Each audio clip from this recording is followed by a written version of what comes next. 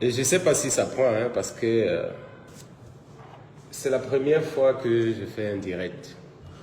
Je ne sais pas comment ça se passe généralement.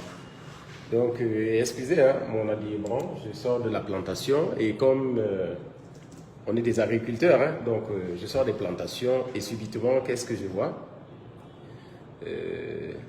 Facebook, où on m'accuse d'avoir laissé une certaine comédienne en prison. Ok, je vous raconte l'histoire. L'histoire commence avec la série Miraculée. Avec la série Miraculée, où mon partenaire d'affaires fait arrêter Barthélemy, malgré toute mon opposition. Barthélemy est arrêté et apparemment, Nikez Ngono, au niveau de Yaoundé, se présente auprès de Barthélemy comme étant la personne qui connaît un certain procureur de la République qui doit intervenir dans le dossier pour libérer Barthélemy. Et quelque temps après, il y avait le matériel qui était détenu par mon partenaire dans le dossier pour lequel le matériel devait m'être restitué et qu'elle refusait de me donner le matériel. C'est ainsi que elle m'appelle, quelqu'un m'appelle et me dit « Je suis Madame le procureur auprès des tribunaux de Yaoundé. C'est moi qui ai aidé Barthélemy à sortir de prison. Vraiment, je suis désolé, ce qui se passe à ton niveau, ce qui se passe sur toi, vraiment, des gens comme toi qui veulent bien aider les gens et puis se retrouvent abusés.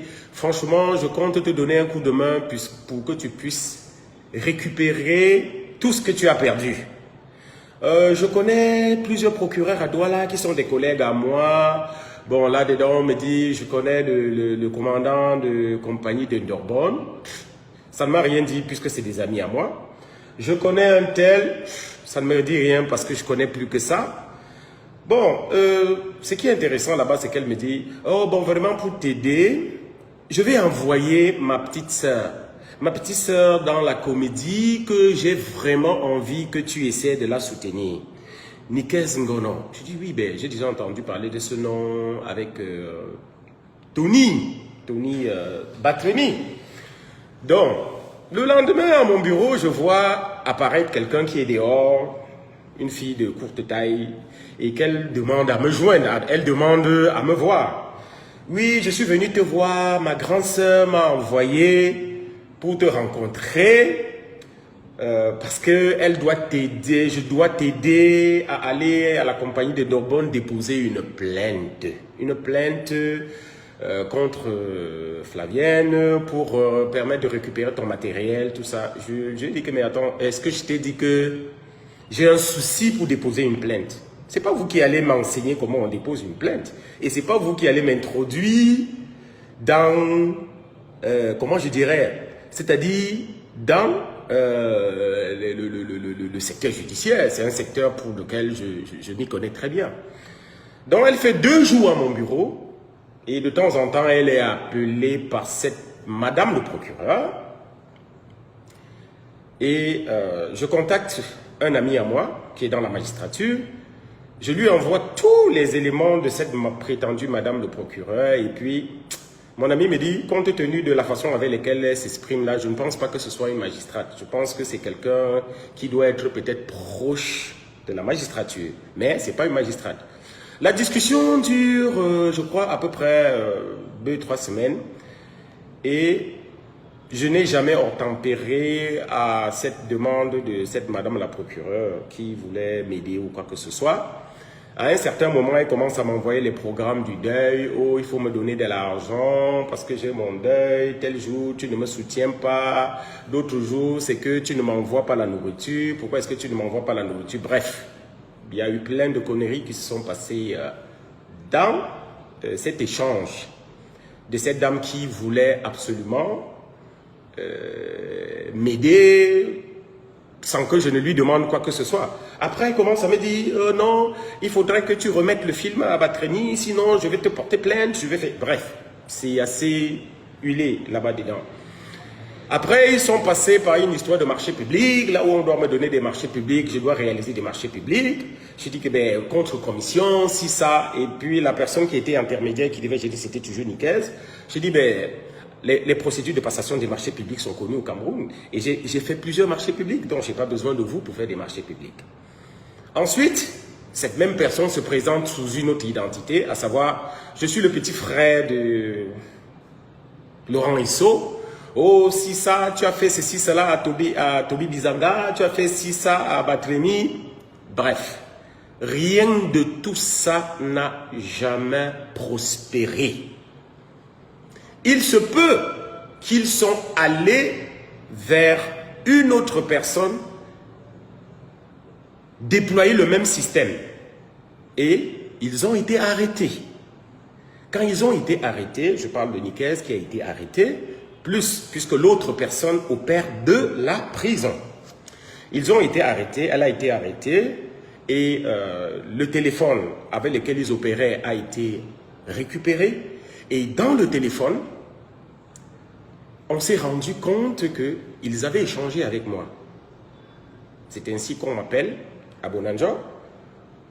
Et on me pose des questions par rapport à la relation qui nous entretient. J'ai dit que je ne connaissais pas, il y a quelqu'un qui m'a appelé et qui m'a dit, c'est madame le procureur. On me dit non, en fait, c'était pas madame le procureur.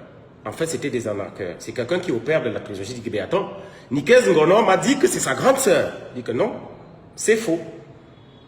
Et parlant de cette Nicaise Ngono, elle était venue ici, nous, à l'ouverture d'une enquête antérieure concernant une autre personne, nous l'avons libérée et il est question depuis qu'elle revienne continuer la procédure. Malheureusement, quand nous l'appelons, elle ne vient pas.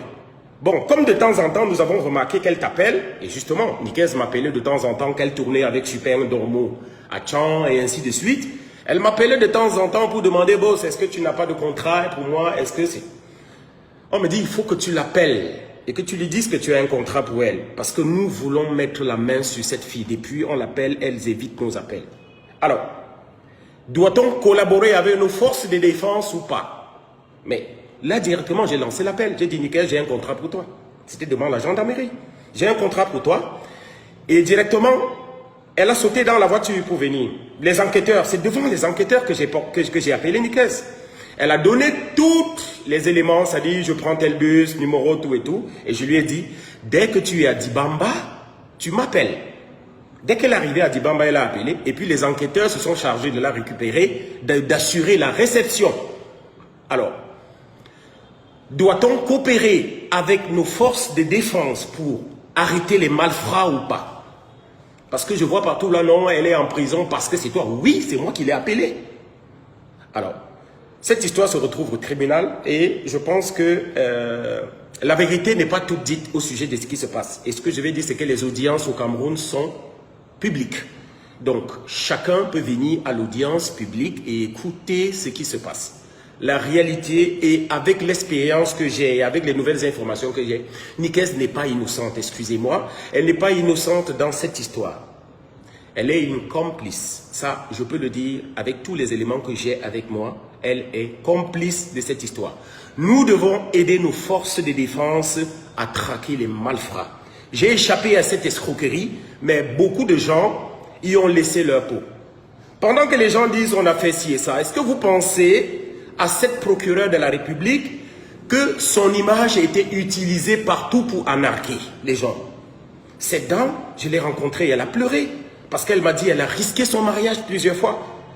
Je ne peux pas vous imaginer ce que toute cette femme m'a dit. Vous imaginez, vous avez votre femme, on prend son identité pour se présenter, pour aller anarquer les gens. Vous voulez qu'on laisse passer ce genre de personnes? Non. J'ai aidé les forces de défense à mettre la main sur un malfrat. Et s'il fallait recommencer, je le referais.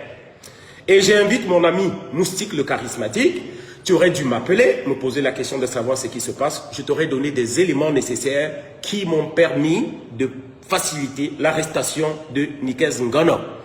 Et ensuite, quand Nikes Ngono a été arrêté, j'ai informé Charlotte Ngomagno, qui est un responsable du pôle cinéma, et elle m'a appelé de la prison pour me dire « Je ne dois pas me mêler de ces affaires, je ne dois pas en parler à quelqu'un, je dois me taire, elle doit se battre pour sortir. » Elle a aussi appelé Charlotte Ngomagno qui avait commencé un certain nombre de démarches pour lui dire « Charlotte Ngomagno, ne te mêle pas de mes affaires. » Charlotte Ngomagno, je pense que vous avez son numéro de téléphone. Vous pouvez l'appeler et vous pouvez lui demander. Mais ce que je vais dire, c'est que nous devons coopérer avec nos forces de défense pour arrêter les malfrats. Et c'est ce que j'ai fait et je ne regrette pas. Et je dis encore une fois de plus, bravo à nos forces de défense. Merci beaucoup. Bonne soirée à tout le monde.